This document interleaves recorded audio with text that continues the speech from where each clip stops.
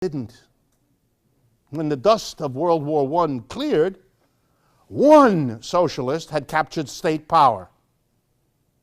Nobody else had.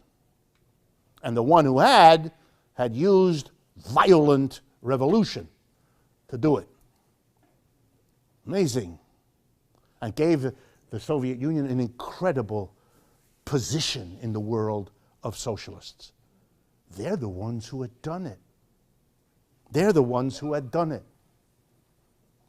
And immediately at the end of World War I, all socialists around the world split. They split on the following basic question. If the Russians did it, and they did it in that way, that's the way to go.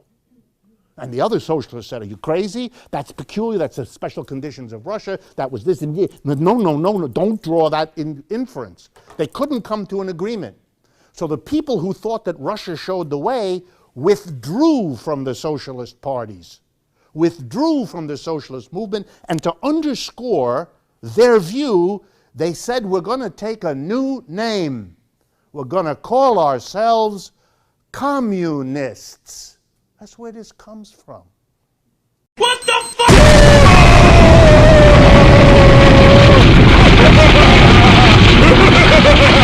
Hi, I'm a socialist. Oh no, why? We need to redistribute wealth. When that happens, do you expect to gain or lose money? I'll gain money from all the rich people. So aren't you motivated by selfishness and greed? No, the people who disagree with me are. How so? Because they don't want to give me their money. Have you done anything for them to earn it? That's not the point. There's a point? Rich people need to pay their fair share. How much is that? More. How much more? More. How will you know when to stop raising taxes? When I stop feeling jealous. FYI, you cannot tax over 100%. Then we should just keep taxing until there's equality. You could give your money to people who have less than you. No. Why not? I'm not the rich. Compared to most of the world you are. I don't care. I became a socialist to get more, not less. Apparently you're not familiar with socialism's track record. Not true. Socialized healthcare works great. Who told you that? Healthy young people who never need to use it. You might want to get a second opinion. Socialism is better because everything is planned by the government. Planned well or planned poorly? Planned. Can people make plans for themselves? I'd rather not let them take that risk. So ordinary people cannot plan their own lives, but people who work for the government can plan everyone else's? Yes. They're the best and brightest. How do you know? They say so. Also, their ideas work beautifully on paper. According to Karl Marx. Not just him. By the way, how many real people live on that paper? We should just give the government more power, and you'll see that it all works. I think I will not do that. Stop being the party of no. No. This is why I hate conservatives. They are so unwilling to try any new ideas. When you say new ideas, you mean a retread of the ideas that failed last century. I'm too young to remember that, but I think our stuff is new and exciting. Do you have any new ideas that don't involve taking other people's money or expanding government control? Of course. Can you name one? Absolutely. Please do.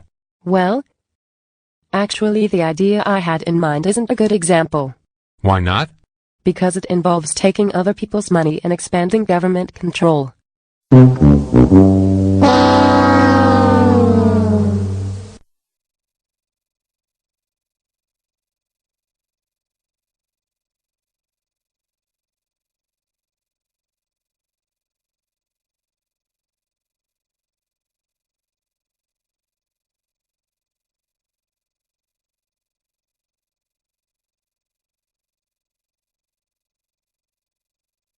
And what was that money spent on?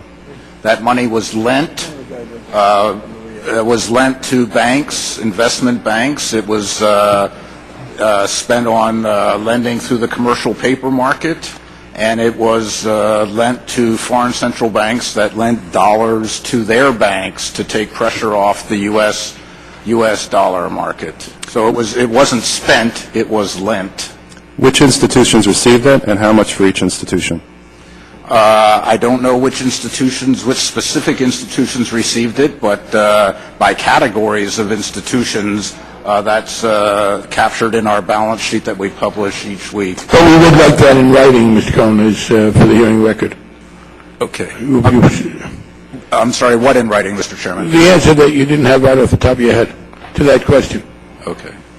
But I think I would, you're going to hold a hearing on this, Mr. Chairman, and I think I would be very, very hesitant to give the names of individual institutions. In fact, I think it would be a very bad idea because I think it would undermine the utility of the facilities that we're giving. But I think we should say more about the categories of institutions. Mr. Cohen, you just said that $1.2 trillion has been lent or spent, as the case may be. That's $4,000 for every man, woman, and child in this country. Don't Americans have the right to know how you spent that money? Yes, they have every right to know the purposes for which we spent it, the types of spending, the types of lending that's going on, how the types of collateral we're taking, and what we expect to accomplish with that. All right. Well, specifically, I'd like to know how much was given to Credit Suisse and what you got in return. How much was given to Citibank, what you got in return. If you put out $50 billion to Credit Suisse, the taxpayers need to know that. I'd be very concerned, Congressman, that if we published the individual names of who was borrowing from us, no one would borrow from us. The purpose of our borrowing is not to support individual institutions, but to support the credit markets. Has that ever happened? Have people ever said, we will not take your $100 billion because people will find out about it? We said we will not publish the names of the borrowers, so we'll have no test of that. Well, what gave you the authority to say that? Isn't that something that we should be deciding, not you? I think you gave us the responsibility in the Federal Reserve Act. Mr. Speaker, today I introduce H.R. 5353, the War is Making You Poor Act. The War is Making You Poor Act does three things.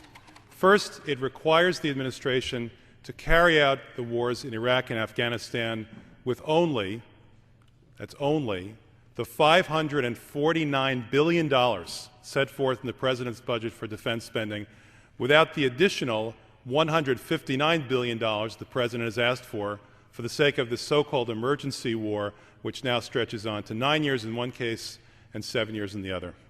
My view is that $549 billion is enough for these wars or any other wars the President plans to engage in. What this does, secondly, is that it takes the money that is saved from the war separate allocation, and it uses that for a very important purpose with our economy the way it is and people in America suffering. It takes that money, or 90% of it, and it uses that to make $35,000 of everyone's income in America tax-free and $70,000 for married couples. Let's be clear about that. Let's be clear about what I said.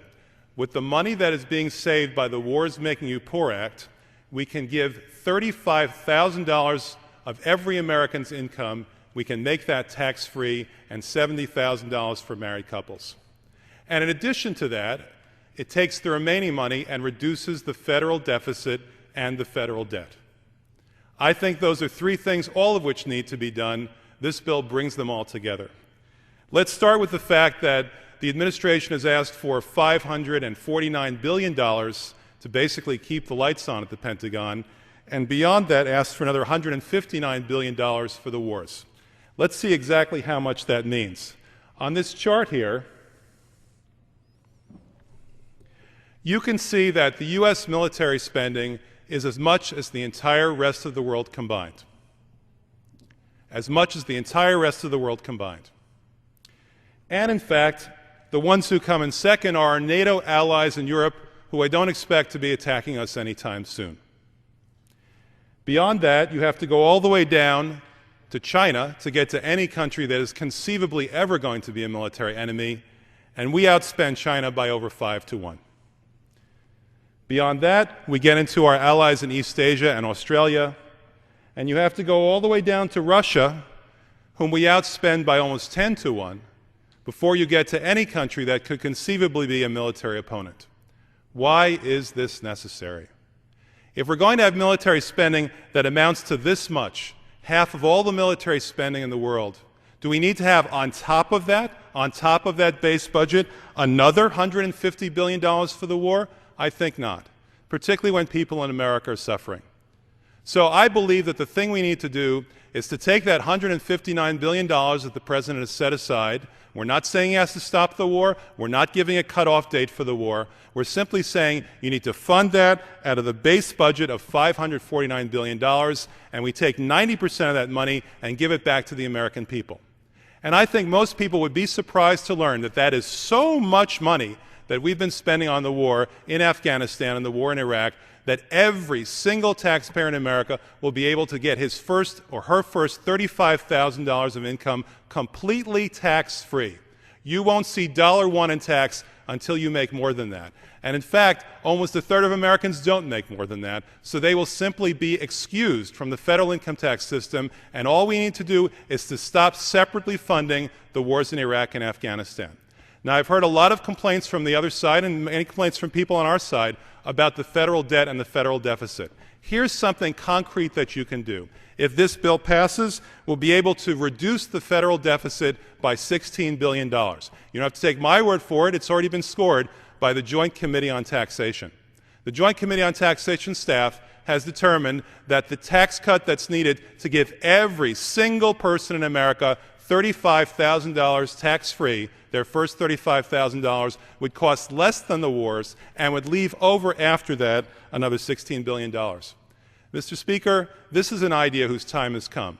It's time for the American people to see that there is no longer any need to go beyond the base exorbitant defense budget that's presented to us by the President, notwithstanding the fact that there are wars in Afghanistan and a war in Iraq.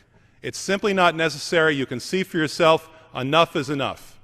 $549 billion is plenty, particularly when we're using the Chinese credit card to pay for it all. So I ask for your support, Mr. Speaker, and I hope that the Chamber will consider the H.R. 5353 War is Making You Poor Act. Thank you very much. Isn't that something? Isn't that something? You didn't even know it. But look, that's not all the Federal Reserve's put up. The Federal Reserve has put up $500 billion in mortgage-backed securities. What are mortgage-backed securities?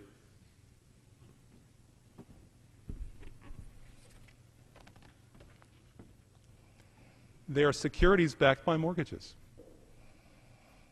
Securities backed by homes. So guess what, America? Before long, you will not only be owning hotel chains all around this country, but you'll be owning houses too.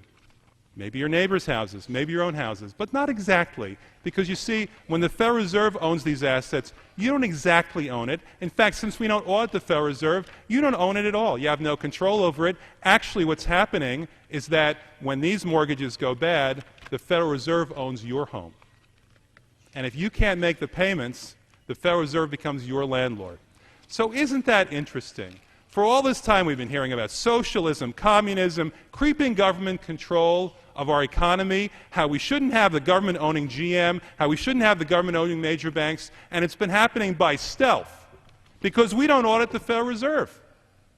How else could it possibly be that we could end up owning a hotel chain and not even knowing about it? If you're concerned about socialism in this country, if you're concerned about communism, about government control, let's audit the Federal Reserve.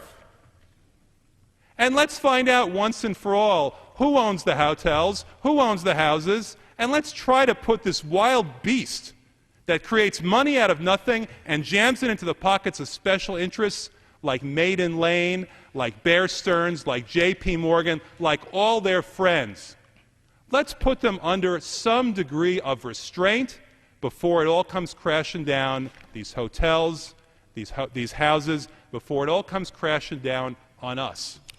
Because every time the Federal Reserve makes that money, every time they do that, every time they create that dollar by their magic, they're taking the dollar that's in your pocket and they're making it cheaper, worth less.